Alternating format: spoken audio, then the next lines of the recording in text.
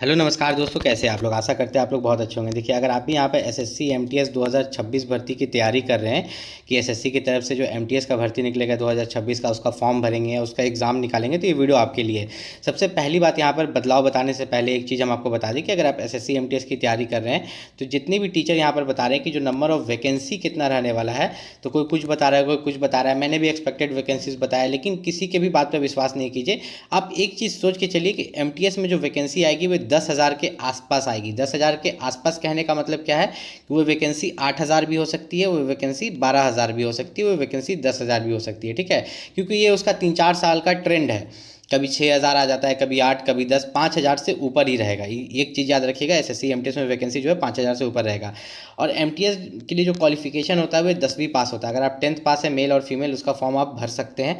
यहाँ पर age limit दो तरह का होता है। एक एज लिमिट होता है यहाँ पर 18 से 25 साल, ठीक है, और एक एज लिमिट होता है आपका 18 से 27 साल। तो कन्फ्यूज नहीं होना है, 18 से 25 एमटीएस के लिए हुआ, और इसी के अंदर एक हवलदार का पोस्ट होता है जिसके लिए 18 से 27 होता है। अब इसमें भी छूट रहता है। अगर आप ओबीसी हैं तो 3 साल का छूट, और एससी एसटी है तो 5 साल का छूट। तो उतना टेंशन लेने की जरूरत नहीं है। फिलहाल एक चीज़ आपको क्लियर कर दे कि एसएससी एमटीएस का फॉर्म जो है आपको यहाँ पर जुलाई मंथ में 100% दिख जाएगा। ठीक है, जुलाई मंथ से पहले भी दिख सकता है, हो सके जून के आखिरी आखिरी में ही निकल जाए आपका एसएससी एमटीएस का फॉर्म। तो क्या क्या डॉक्यूमेंट्स आपको रेडी रखना है अगर आप एसएससी एमटीएस का फॉर्म जो है भर रहे हैं, पहली बार भर रहे हैं, दूसरी बार भर रहे हैं, या तीसरी बार भर रहे हैं, या पांचवा बार भर रहे हैं, ये डॉक्यूमेंट आपके पास हर बार रेडी रहना चाहिए।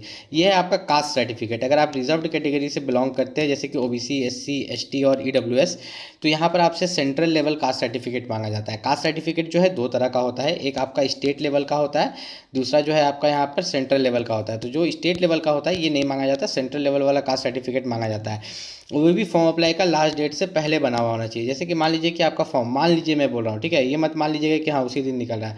मान लीजिए कि आपका फॉर्म 30 जून को निकलता है, 30 जून से लेके जो है यहाँ पर 25 जुलाई तक फॉर्म अप्लाई होता है। तो 25 जुलाई तक अगर फॉर्म अप्लाई होता है तो 25 जुलाई से पहले आपका कास्ट सर्टिफिकेट बना हुआ होना चाहिए। क्या कास्ट सर्टिफिकेट ऑनलाइन अपलोड भी करना पड़ता है?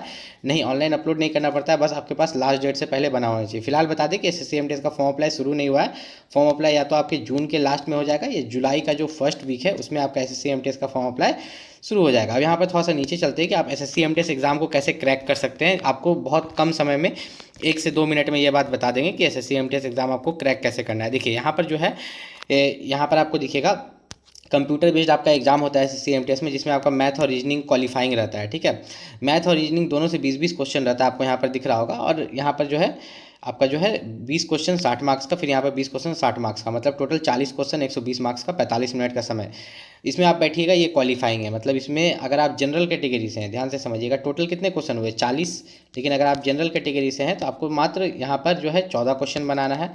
अगर आप यहाँ पर ओबीसी कैटेगरी से हैं तो 10 क्वेश्चन, और अगर आप एससी एसटी ईडब्ल्यूएस से हैं तो आपको लगभग 8 क्वेश्चन। तो उतना टेंशन लेने की आपको जरूरत नहीं है, क्वालिफाइंग है। इसका मार्क्स मेरिट में नहीं जुटता है। किसका मार्क्स मेरिट में जुटता है? सेशन 2, जनरल अवेयरनेस और इंग्लिश।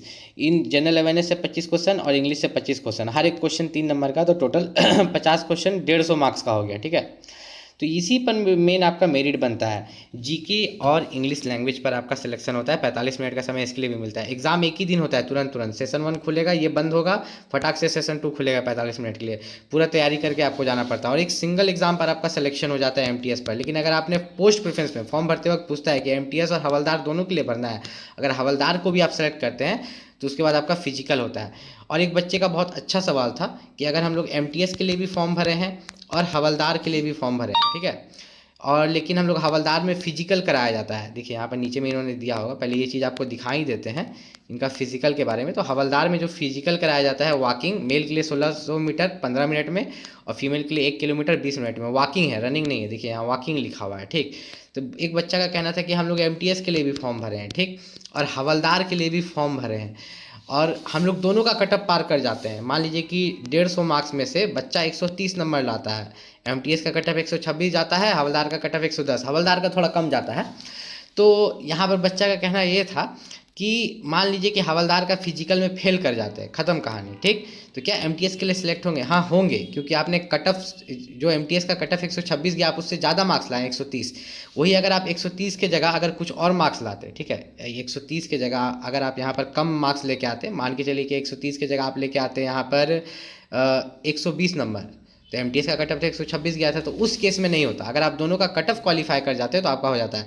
अगर आप भी एसएससी एमटीएस 2026 के लिए तैयारी कर रहे हैं तो उसके लिए जो बेस्ट बुक है उसका लिंक मैंने इस वीडियो के डिस्क्रिप्शन में दे दिया, वहाँ से जाकर परचेस कर सकते हैं। और कोई भी दिक्कत हो तो नीचे कमेंट करके पूछ सकते हैं। जहाँ पर कमेंट कीजिएगा तो लेफ्ट साइड में स्लाइड करने के बाद वहाँ पर हाइप का ऑप्शन आता है, वीडियो को हाइप भी कर सकते हैं।